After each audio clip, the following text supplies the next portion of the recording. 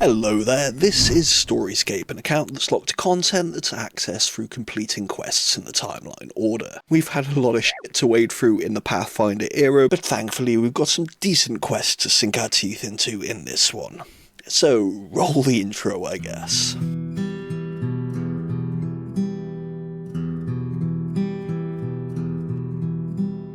Journey with me to Gillinor, from Ashdale, a world to explore, in search of the book of 1,000 songs, as we set off from the shore. Now we're finally onto a quest that actually has some semblance of lore and story. It's time for the second quest in the Majorat Mysteries questline, Hazeel Cult. Another quest from 2002 that saw significant changes in 2012, which included changes to the dialogue, the addition of cutscenes at the end of the quest, and the effective removal of the valve puzzle. We start by talking to Sir Cyril Carnelian in his mansion south of Ardougne Castle, a self-absorbed pompous prick whose family have apparently been an important part of Ardougne politics for many generations, and someone who apparently starts conversations by ranting at people they've never met.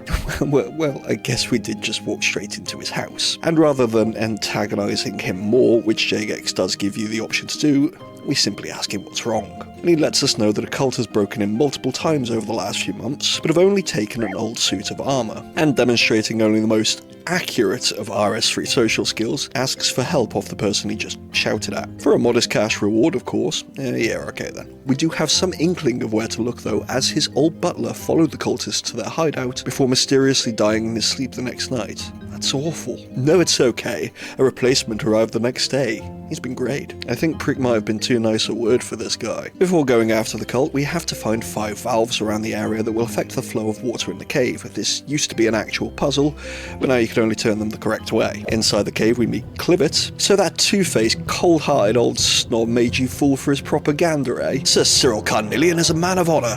Where did you get that idea from? Clivet explains that the Carnelian home was originally built by the Majorat follower of Zamorak known as Lord Hazeel. But many years ago, in the early years of the 5th Age, Saradominus overthrew the Zamorakians who were then ruling Ardougne, and Lord Hazeel, as a Majorat, the alien liches of RuneScape, made preparations for the event of his eventual demise. At this point we have a choice: side with the cult and revive Hazeel, or side with the Carnelians and retrieve the armour. This choice will affect the ritual of the Majorat quest much later down the line, but from Dishonour Among Thieves, even later in the story, it will presume that he was revived, unless there's something in my research that I missed that explains his sudden appearance at that point. I chose not to revive him, as although the Carnelians seem like hateful rich snobs who, yeah, compared to the Zamorakians, they seem to be the lesser of two evils, and the adventurer doesn't typically go against the wishes of the quest giver. Also, if you summon Hazeel, you murder the Carnelians' family dog, and just no, I'm not fucking doing that. After this, Clivet jumps onto the nearby raft and we follow, which takes us to the cult's hideout. We demand the armour back from Alimony, I don't know if that's how it's pronounced, but that's what I'm going with, who reveals that the Carnelians' new butler is part of the cult, and attacks us. That worked really well, mate. He drops the armour, which we return to Cyril, accuse the butler, who of course denies it, which Cyril believes, and gives him the bulk of our reward. Twat. Upstairs, we search the cupboard in the master bedroom, which triggers a cutscene where we find some poison and a cultist's amulet, proving the butler's guilt before he's taken away by the guards.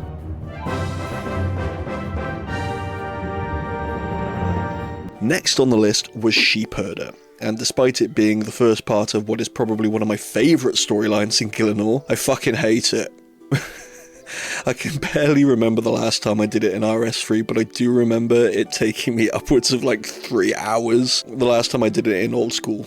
just a few weeks before a car hit me and made sure I would never play old school again. The reason for it taking me so long is nothing short of my own total incompetence, and perhaps shows why I favour controller these days. I really wasn't ever very good or accurate with a mouse and keyboard. But anyway, I wasn't ready to put myself through that ordeal yet, and fucked off to do some skilling for half an hour, finishing off the attack potions from the supplies rewarded from Druidic Ritual, and doing some more Slayer. Nosferatu evolved into Teenage Nosferatu, and then I put the game down for 2.5 weeks. I really didn't want to do Sheep Herder.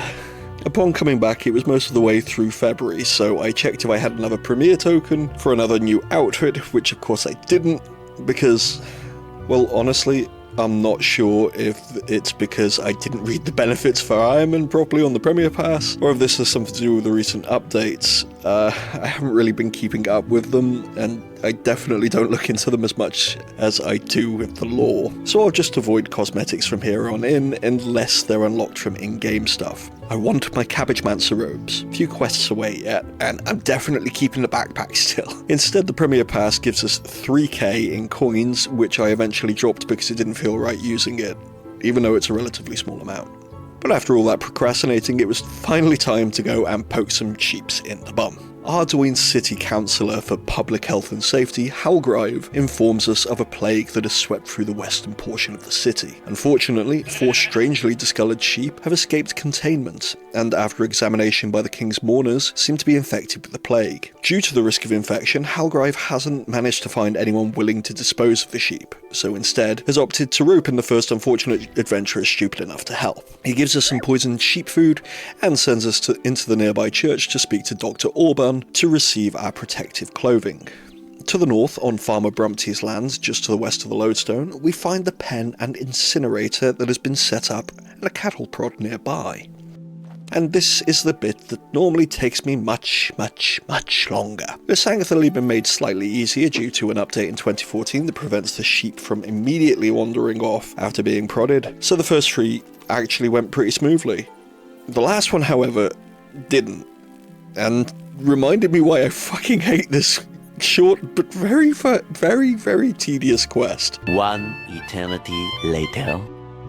With all of them in the pen, however, culling and burning the bones only took a couple of minutes, and then we got a nice little chunk of change for our efforts. That should probably be a mini quest these days. It used to be a requirement for the next quest on the list, Plague City, where the Elven questline starts in earnest. But like Shield of Arav to the Majorat Mysteries questline, its importance and relevance is pretty debatable, serving only as our first introduction to the plague currently ravaging the population of West Ardougne. And you never know, maybe we'll learn about how these sheep got discoloured in the first place. So I had to get some items in preparation for this quest, and not wanting to repeat the mistakes of the last couple episodes, I decided it was probably a good idea to try and get them first.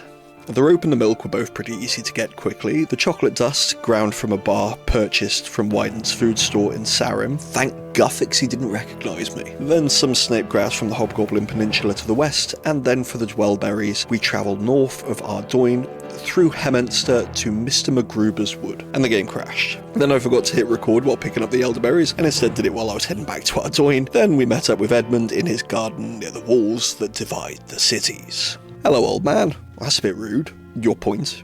Okay. Edmund is pretty down. His daughter, a missionary and healer named Ilona, has gone missing after breaking the law and crossing the wall, unable to sit and do nothing whilst hearing the screams come from those inside. Edmund says he has a plan for getting into West Ardougne, but before we can carry it out, we'll need some protection from the plague. Fortunately, his wife knows how to make a mask with dwellberries that is supposed to repel the plague, and sends us to McGruber's Wood to get some, which made me instantly regret going there pre-quest, as it was technically breaking the rules it didn't count. I don't know if I'll prepare for a quest like this again. Fuck it. And as if punishing me for breaking the account, the game crashed again. What the fuck? Came back into a pending system update, which gave me a nice little time limit to finish the quest, because why not? Alrena, Edmund's wife, makes us the mask, and we take a bucket from Edmund's garden and water from the nearby sink to soften the land until we can dig through into the sewers. Attach a rope to the grill on the pipe to the south, and with Edmund's help, rip it off. In West Ardougne, we meet Jethic, an old friend of Edmund's who doesn't know what Ilona looks like, but fortunately there's a portrait of her in her parents' house, and he's able to point us to the Renaissance on the northern side of town, where she has apparently been staying. Martha Renaissance tells us that Ilona was kidnapped in the street and her daughter Millie was witness to it. Then Millie expands on the tale, informing us that Ilona was dragged into the building with X's on the door on the southern side of the city. We try and enter and are of course stopped by the mourners, and the game crashed again. We try and enter and are of course stopped by the mourners, who say we'll need a warrant to enter, which we can get from either the head mourner or the city warder Varrock, who's none too happy to receive guests as he's pretty hungover at the moment. Normally his herbalist would make him a hangover cure, but she's caught the plague. She did however leave him with a note with the ingredients on, which of course we already have, and after hearing that it's Elena that's gone missing, Varrock provides us with the warrant. In the basement of the building, with crosses on the door, we find Ilona locked in a cell, the key to which is back upstairs in a barrel, and promptly release her. She tells us that she was trying to leave the city with some samples of the plague so she could create a cure, but this will be followed up in the next quest in the series, Biohazard. For now though, with Ilona safely back in the east of the city, we return to Edmund for our reward. All done. Thank you for watching, I hope you enjoyed it. If you liked the video, then don't forget to like it, and if you enjoyed it and want to see more, don't forget to subscribe for the rest of the series, which you can also check out here. I'm sorry this video was so late, I have not been very well the last few weeks, but hopefully we should be back onto a sort of semi-regular schedule from now on. So, I love you guys, and I'll see you next week. Hopefully.